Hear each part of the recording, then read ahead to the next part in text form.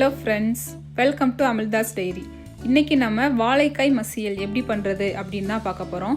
வாழைக்காய் மசியல் நம்ம நார்மலாக பண்ணாமல் கொஞ்சம் வீட்டிலையே நம்ம மசாலா ரெடி பண்ணி பண்ண போகிறோம். அது பார்த்திங்கன்னா சாப்பிட்றதுக்கு ரொம்பவே சூப்பராக இருக்கும். இன்றைக்கி நம்ம இந்த ரெசிபியை தான் இந்த வீடியோவில் எப்படி பண்ணுறது அப்படின்னு பார்க்க போகிறோம். இப்போ வாங்க வீடியோக்குள்ளே போகலாம். ஃபஸ்ட்டு பார்த்திங்கன்னா நான் 3 வாழைக்காய் எடுத்திருக்கேன். உங்களுக்கு எவ்வளோ தேவையோ அந்த அளவுக்கு எடுத்துக்கோங்க. இப்போ வாழைக்காயில் இருக்க தோல் எல்லாத்தையுமே நம்ம நீக்கிடலாம்.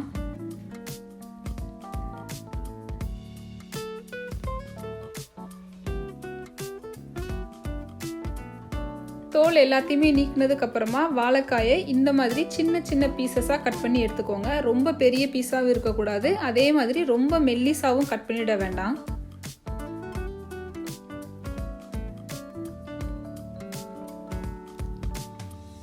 இந்த மாதிரி சின்ன சின்ன பீசஸாக கட் பண்ணி எடுத்துக்கோங்க. இப்போ இது எல்லாத்தையுமே ஒரு பிளேட்டில் தனியாக வச்சிடலாம். இப்போ நம்ம மசாலா ரெடி பண்ணிடலாம். ஒரு மிக்சர் ஜாரில் கொஞ்சமாக சோம்பு, ஒரு பிரியாணி இலை, 2 பட்டை, 4 கிராம்பு சேர்த்துக்கோங்க. அடுத்தது பார்த்திங்கன்னா 4லேருந்து 6 பல் பூண்டு, 10 பல் சின்ன வெங்காயம், கொஞ்சமாக தேங்காய் சேர்த்துக்கோங்க. தேங்காய் ரொம்ப அதிகமாக சேர்த்துட வேண்டாம். ரொம்ப அதிகமாக சேர்த்திங்கன்னா மசியல் நல்லா இருக்காது. கொஞ்சமாக சேர்த்துக்கோங்க. இப்போ இதை நல்லா பேஸ்ட் பண்ணி எடுத்துக்கலாம்.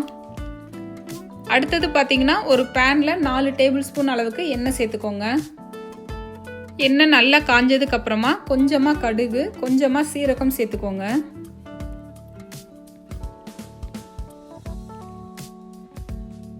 ரெண்டும் நல்லா வெடிச்சதுக்கப்புறமா ஒரு கொத்து கருவேப்பிலை சேர்த்துக்கோங்க. அடுத்தது பார்த்திங்கன்னா நம்ம கட் பண்ணி வச்சுருக்க வாழைக்காயை இப்போ சேர்த்துக்கலாம். சேர்த்துட்டு நல்லா மிக்ஸ் பண்ணி விட்டுருங்க.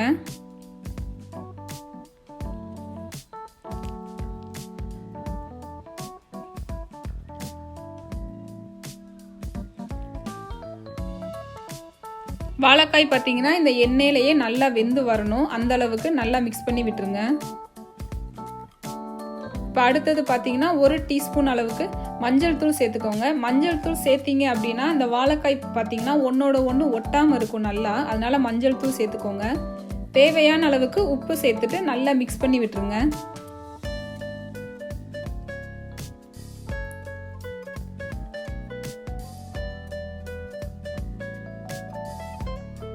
வாழைக்காய் பார்த்தீங்கன்னா இந்த எண்ணெயிலேயே நல்லாவே வெந்துடும். ரொம்ப வெந்துடக்கூடாது. 3/4 பகுதி வேகிற அளவுக்கு வேக வச்சு எடுத்துக்கோங்க.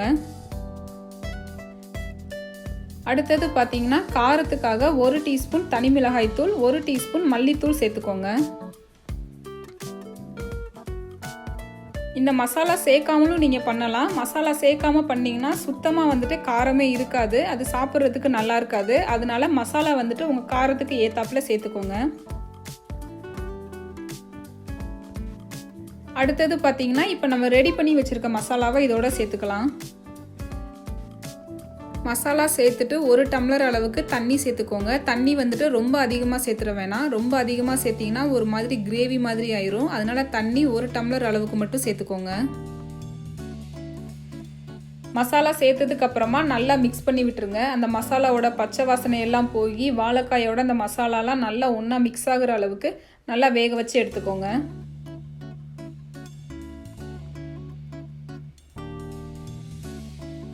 ஒரு 5 நிமிஷத்துக்கு அப்புறம் பார்த்தீங்கன்னா அந்த தண்ணி எல்லாமே நல்லா ட்ரை ஆகிடும். இப்போ பாருங்கள், தண்ணி எல்லாமே நல்லா ட்ரை ஆயிடுச்சு. வாழைக்காய் எல்லாமே மசாலாவோட நல்லா மிக்ஸ் ஆகிடுச்சு. இந்த வாழைக்காய் மசியல் பார்த்தீங்கன்னா நம்ம அந்த மசாலா சேர்த்து பண்ணியிருக்கனால டேஸ்ட் பார்த்தீங்கன்னா ரொம்பவே சூப்பராக இருக்கும்.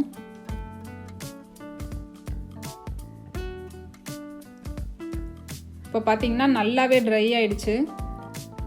நல்லா ட்ரை ஆனதுக்கப்புறமா ஒரு 2 நிமிஷத்துக்கு லோ ஃப்ளேமில் வச்சு நல்லா குக் பண்ணுங்கள். அப்போ தான் நமக்கு பார்த்திங்கன்னா அந்த அடிப்பகுதியெலாம் உங்களுக்கு அதை பார்த்தாலே தெரியும். நல்லா ஒரு மாதிரி ப்ரௌன் கலருக்கு வரும். அந்த அளவுக்கு வர்ற வரைக்கும் நீங்கள் நல்லா குக் பண்ணி எடுத்துக்கோங்க. கடைசியாக கொஞ்சமாக மல்லித்தலை சேர்த்துக்கோங்க. சேர்த்துட்டு மிக்ஸ் பண்ணி விட்டுருங்க. அவ்வளோதான், நம்மளோட சூப்பரான வாழைக்காய் மசியல் தயாராகிடுச்சு. இது பார்த்திங்கன்னா நீங்கள் ரசம், வெந்தய குழம்பு, காரக்குழம்பு எதுக்கு வேணாலும் வச்சு சாப்பிடலாம். ரொம்பவே சூப்பராக இருக்கும். நீங்களும் கண்டிப்பாக உங்கள் வீட்டை ட்ரை பண்ணி பாருங்கள். அண்ட் இந்த வீடியோ உங்களுக்கு பிடிச்சிருந்தா அமிர்தாஸ் டைரி சேனலை சப்ஸ்கிரைப் பண்ணுங்கள்.